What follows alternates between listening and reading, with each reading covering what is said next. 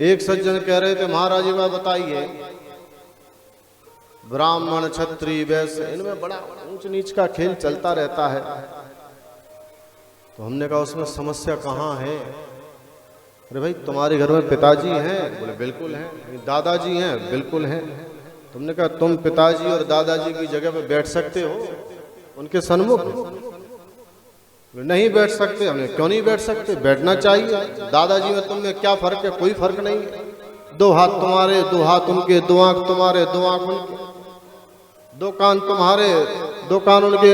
अगर खून निकाल लो तो दोनों का खून लाल है, तो फिर क्या अंतर भेद? क्यों पैर छूते हो उनकी? आवश्यकता ही नहीं है सम्मान करने की।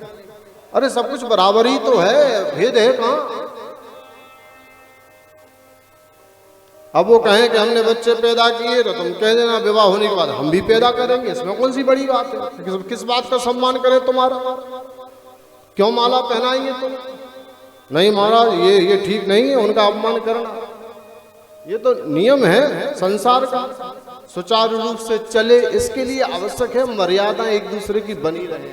तुमने कहा भगवान ने, जो भगवान का इतना बड़ा परिवार है ये संसार, उसमें भगवान ने एक को बड़ा और एक को छोटा बना करके भेज दिया, तो उसमें तुम्हें क्या समस्या होती? जो बात तुम घर में नहीं चाहते लेकिन बाहर हल्ला मचाओ। अगर एक ही खून की और एक ही हाथ पैर की अगर बात है तो वो तो तुम्हारे घर में भी बराबर है।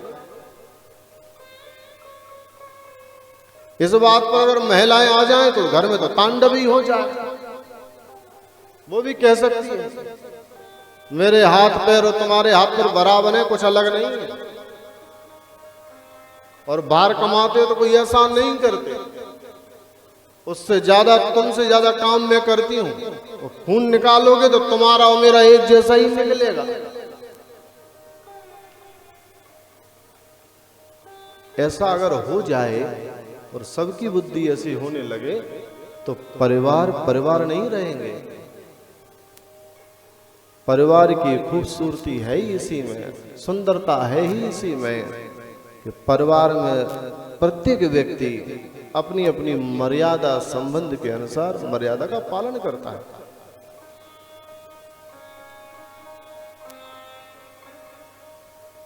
घर में जाओ, बच्चे हो, बूढ़े हो, बहू हो, तो सब अपनी मर्यादा का पालन करते हैं तो घर कितना सुंदर लगता है। बहू अलग दिखाई देती है, ये बहू है इस घर से, साड़ी पहने हुए, सिर पे पल्ला लिए हुए।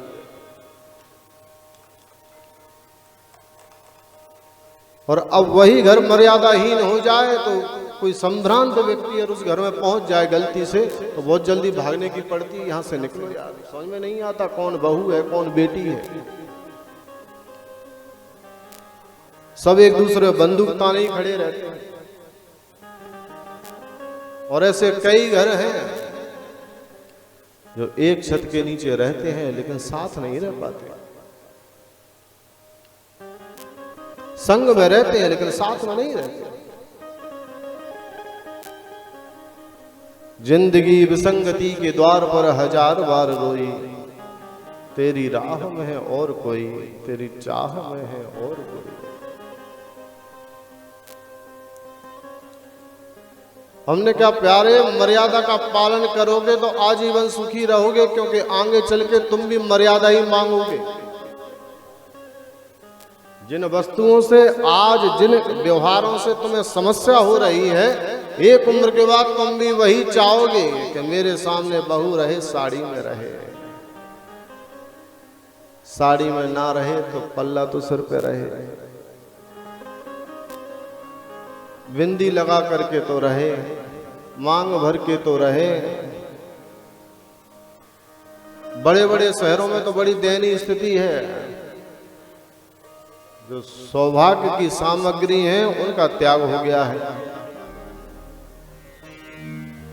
मांग तो भरती है लेकिन ऐसा भरती है कि दिख ना जाए किसी को। कहीं ज्यादा भर भी गई तो जुल्फें ऐसी निकाली जाएंगी कि दिखाई ना दे।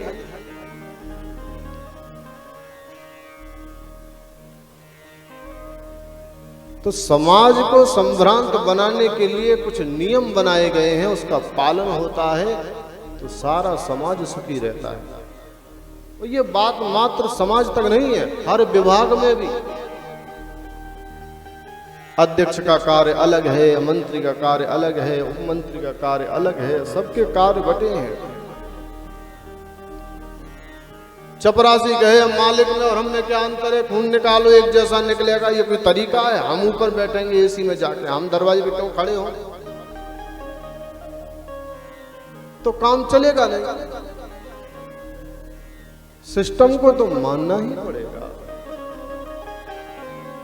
और जहां सिस्टम को फॉलो किया जाता है किसी भी स्तर पर हो, वहां सब कुछ व्यवस्थित रहता है, वहां अव्यवस्थाएं नहीं होती।